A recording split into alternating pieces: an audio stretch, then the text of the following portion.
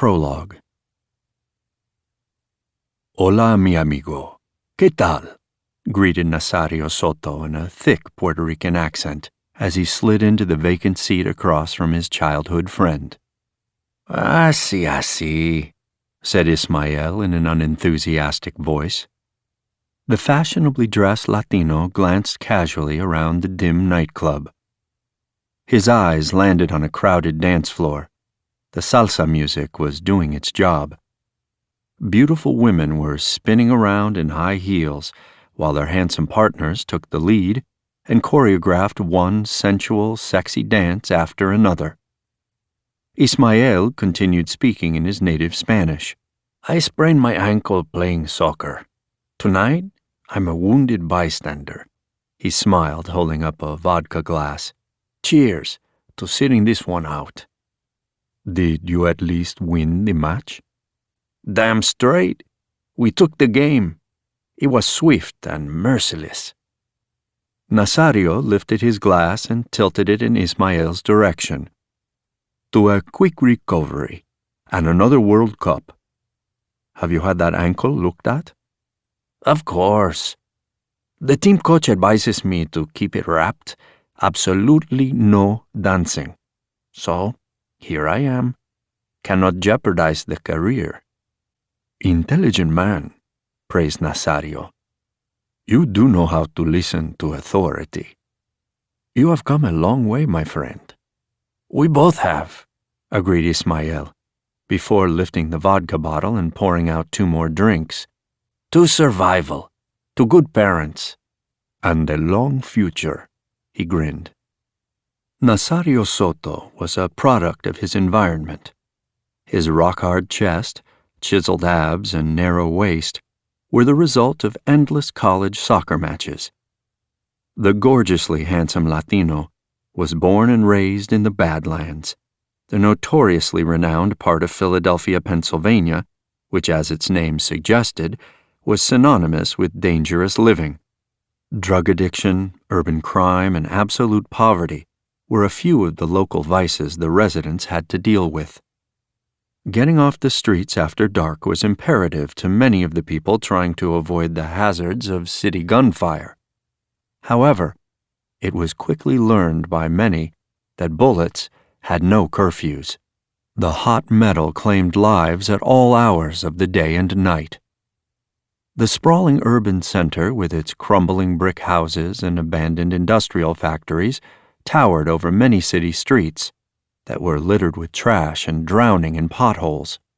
It wasn't the ideal place for a Catholic mother to bring up 5 curious and sometimes disobedient boys, but that part of North Philly had served its purpose. It provided the Sotos with a home after the family migrated from the barrios of the South Bronx.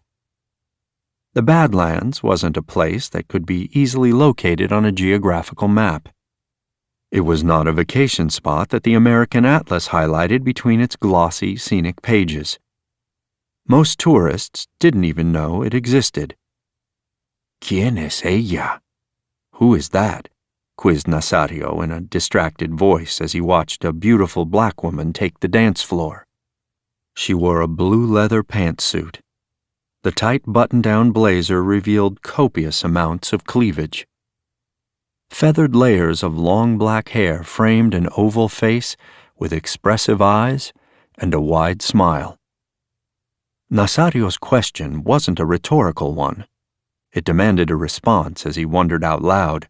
He directed the inquiry at his best friend Ismael. Forget about her. She has a certain type, and you are not it, said Ismael in a judgmental tone. That one is dangerous. She scopes out a victim, lures him to her, she screws with his head, and then dumps him. She's a regular? Do you know her?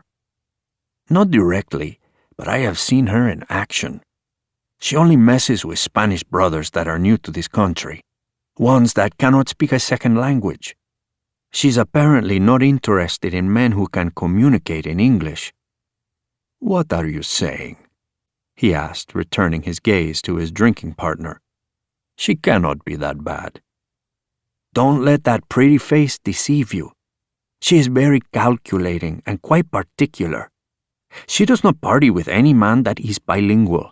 She will not accept a free drink from someone like you or me. I do not get it, but she is strictly interested in immigrants." Nazario chuckles in disbelief. "What are you implying? She cannot discriminate against a man simply because he speaks English? That's impossible. You're joking, right?"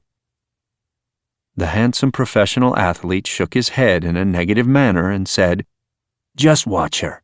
The eyes do not lie. That woman has an agenda. I have no idea what it is, but I suggest that you stay away from her. She's harboring some serious issues." Nazario eagerly took his friend's advice and studied the unusual behavior of the sexy African-American beauty. He watched her rebuff the attention of any man that spoke to her in English. He was baffled by the game she was playing, but he paid close attention to all of her rules.